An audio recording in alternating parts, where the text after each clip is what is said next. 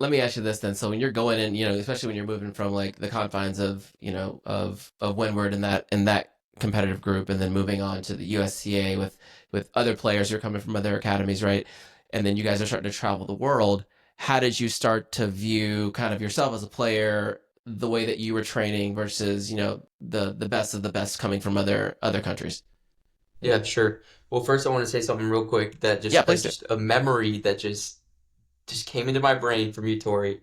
Um, in between court 18 and 19, I remember one day you sat myself, Alex, and Jay down in like a serious talk, and you guys were, I don't remember what sparked the talk.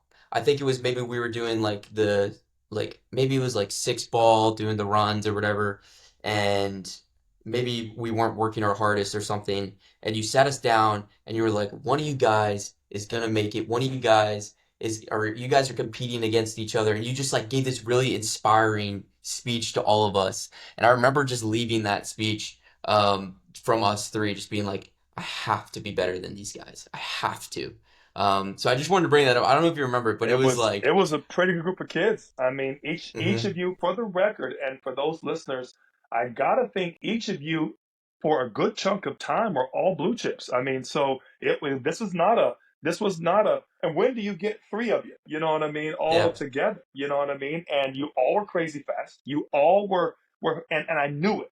I mean, there were And times, also, they were so much better than me. So and I, they I, and they I don't want to and leave a that little out over, either. and a little They over. beat me down for years. Yeah. So I think, but that's parts of my point is that I wasn't, and we coached some good kids.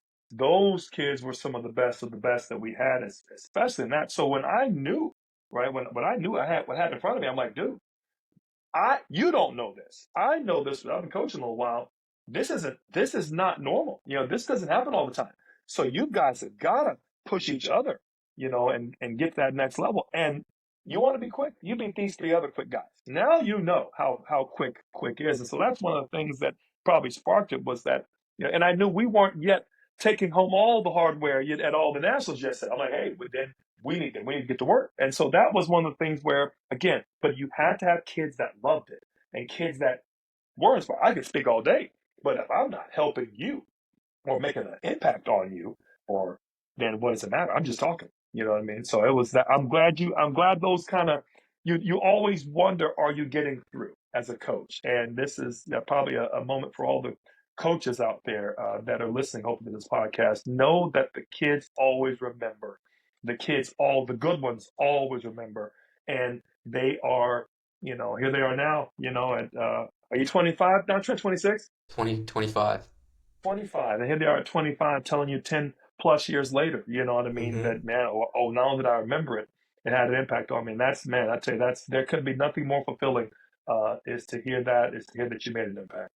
But Yeah. Trent, it's Well, I interesting appreciate that you that. Yeah. that your motivational Tory story was probably, I'm gonna say, maybe 15 years like after my motivational Tory story that I always remember from the practice courts. And I don't know if you knew this, but like I was at UTA when Tori was Hmm. there back in the day, and it's a small thing about we were supposed to be picking up balls, right? Four courts, one at a time, and we're supposed to be running, pick up the ball, run, put it in, pick up the ball, run, put it in, and somebody made the decision to like sneak an extra ball in there and pick up two at a time.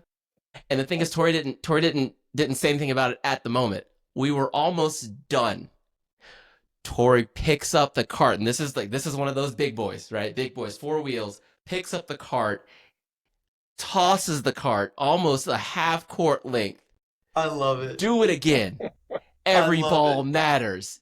And it's like, okay, all right. And it's just one of those things. We all take away something different, but it's like, the way we do everything, or the way we do anything is the way we do everything, right? And so, Hmm. like, coaches are always coaching, always teaching, And regardless of the. instilling values, right? Because that is Absolutely, that is the point that absolutely, he's making by throwing the cart and saying do it again, and absolutely, and also making you guys pick up every single ball first, then doing it again.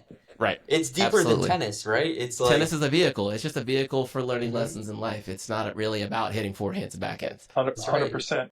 And look at how each of you, to a person, has achieved and the work ethic it has taken in every aspect. I find that that's the part that we're missing. That's the part that, in my opinion, is missing is we didn't have enough of that